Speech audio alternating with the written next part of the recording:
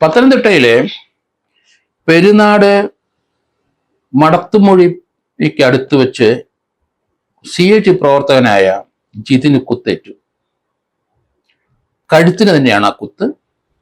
പെട്ടെന്ന് പത്തനംതിട്ട ആശുപത്രി കൊണ്ടുപോയി. അവിടെ ചെന്നപ്പോൾ ആള് കൊല്ലപ്പെട്ടു. സുമുഖനായ ജിതിൻ നല്ല ആരോഗ്യവാനായിരുന്നു. അത് തൻ്റെ സുഹൃത്തിനെ ആ പെരുന്നാട് മടത്തുമൊഴി കൊച്ചു പാലത്തിനടുത്ത് വെച്ച് മർദ്ദിക്കുന്ന കണ്ടപ്പം പുള്ളി ഇടപെട്ടു. അവരൊന്ന് രക്ഷപ്പെടുത്താൻ നോക്കി. ഇതിന് ശക്തനായ ആരോഗ്യമുള്ള ഒരു പ്രവർത്തകനായ CIT-കാരനാണ്. അതുകൊണ്ടായിരിക്കണം, അത് രാഷ്ട്രീയപരമായ ആണെന്ന് പറയാൻ കഴിയില്ല. തൻ്റെ സുഹൃത്തിനെ ബന്ധുവിനെ മർദ്ദിക്കുന്ന കണ്ടപ്പം ജിതിൻ ഇടപെട്ടു. അവനെ രക്ഷപ്പെടുത്താൻ നോക്കിയപ്പം ജിതിനായോണ്ടായിരിക്കണം കഴുത്തിലെ ആഴത്തിൽ കുത്തി. ജിതിനെ പെട്ടെന്ന് ആശുപത്രി കൊണ്ടുപോയെങ്കിലും ജീവൻ രക്ഷപ്പെടുത്താൻ കഴിഞ്ഞില്ല. ജിതിൻ്റെ ഫോട്ടോ ഒക്കെ നമ്മൾ TV-യിലും സോഷ്യൽ മീഡിയയിലൊക്കെ കാണുന്നുണ്ട്. സുമുഖനായ നല്ല ഒരു ചെറുപ്പക്കാരനായിരുന്നു. അദ്ദേഹത്തിൻ്റെ ജീവൻ നഷ്ടപ്പെട്ടിരിക്കുന്നു. കഴുത്തിനുള്ള ആ കുത്ത് അത്ര മാരകമായിരുന്നു.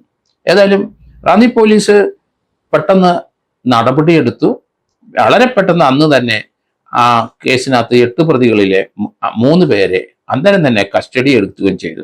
അഖില്, ശരൺ, ആരോമൽ എന്നീ 3 പേരെ കസ്റ്റഡി എടുക്കുകയും ബാക്കി 5 പേര് ഒളിയിൽ പോവുകയും ചെയ്തു. പക്ഷേ പോലീസ് 24 മണിക്കൂറിനകം 3 പേരെ അറസ്റ്റ് ചെയ്തെങ്കിലും അടുത്ത് എത്രയും പെട്ടെന്ന് ഒട്ടും സമയം കളയാതെ മറ്റവരെ ട്രാക്ക് ചെയ്തു. 5 പേരെ ആലപ്പുഴ നൂറനാട് നിന്ന് കസ്റ്റഡിയിലെടുത്തു.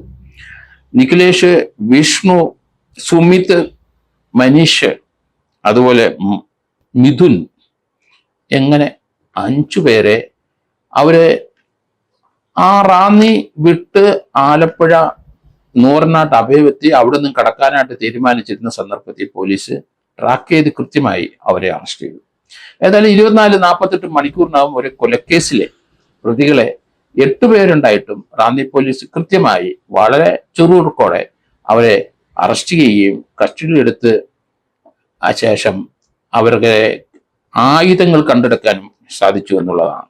കഴിഞ്ഞ ഞായറാഴ്ച 16/2/2028 രാത്രി 8:30 മണിക്കാണ് ഈ സംഭവം മടത്തുമൊഴി പാലത്തിന് സമീപം ഉണ്ടായത്.